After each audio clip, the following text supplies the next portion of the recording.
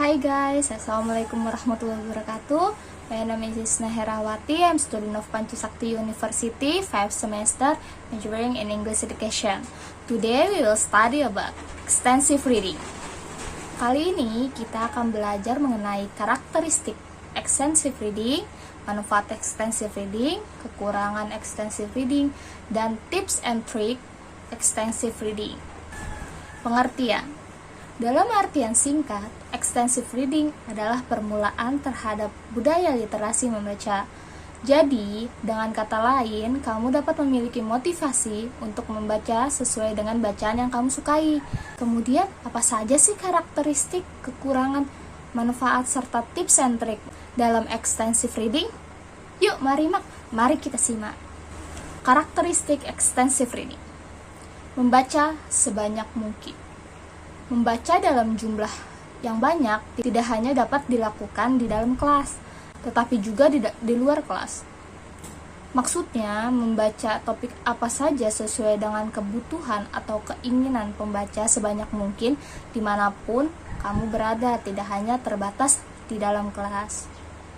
Memilih bacaan berdasarkan minat baca, karena kamu akan lebih tertarik jika apa yang kamu baca sesuai dengan minat bacaan yang kamu sukai.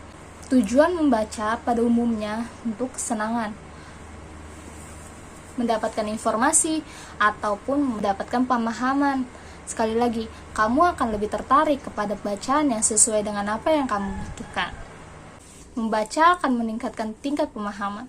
Melalui membaca, kamu akan menemukan berbagai kosakata yang baru. Maka dari itu, melalui kosakata yang baru akan menimbulkan tingkat pemahaman yang baru. Membaca cepat. Dalam extensive reading, kamu dapat membaca dengan cepat agar menghemat waktu dan meningkatkan kecepatan membaca, sehingga dapat menyelesaikan bacaan cepat mungkin dan menambahkan bacaan baru. Manfaat extensive reading. Yang pertama, menjadi pembaca yang baik. Penelitian oleh Richard D. mengungkapkan bahwa semakin banyak membaca, kamu akan lebih baik dalam berbahasa. Yang kedua, memperoleh banyak kosakata. Kamu akan mendapatkan kosakata baru dari setiap buku atau informasi yang kamu baca. Kosakata baru itu dapat ditemukan dalam variasi buku ataupun informasi lainnya. Yang ketiga, dapat meningkatkan keahlian menulis. Jika kamu sering membaca, kamu dapat menuangkan apa yang telah kamu baca melalui tulisan. Yang keempat, memiliki banyak motivasi dalam membaca. Membaca dapat membantu untuk meningkatkan kepercayaan diri. Selain itu, jika isi bacaan cukup menarik dan mudah dipahami, pembaca akan lebih termotivasi. Kekurangan extensive reading.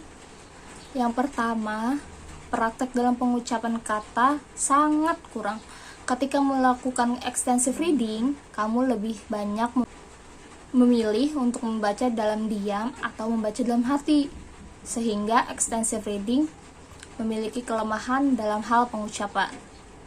Yang kedua, tidak belajar berbicara. Seperti pada poin pertama, extensive reading menyebabkan kurang efektifnya pembelajaran berbicara, kecuali drama dan buku dialog lainnya. Yang ketiga, lebih cenderung sulit dalam memahami kalimat verbal dalam grammar. Kesulitan yang didapatkan bisa saja mengalir begitu saja karena biasanya kamu tanpa menyadari kalimat yang kamu baca, meskipun kalimat itu sangat sederhana. Tips and trick extensive reading. Yang pertama, tentukan target jumlah buku yang akan kamu baca. Pilihlah bacaan yang sesuai dengan keinginanmu. Yang kedua, jadikanlah membaca sebagai bagian dari kebiasaan sehari-hari. Atur waktu dan tempat untuk membaca kurang lebih 30 menit dalam satu waktu, sehingga kamu dapat membiasakan diri untuk membaca dalam kegiatan sehari-hari. Ketiga, bawalah bukumu dimanapun kamu pergi dan bacalah kapanpun. Yang keempat, buat catatan. Tulislah catatan tentang kosakata, isi, atau apapun yang kamu pikirkan setelah membaca. Karena Dengan menulis akan memudahkan kamu mengingat hal apa saja yang sudah dibaca di kemudian hari. So, sekian materi kali ini. See you next time. Bye. Assalamualaikum warahmatullahi wabarakatuh.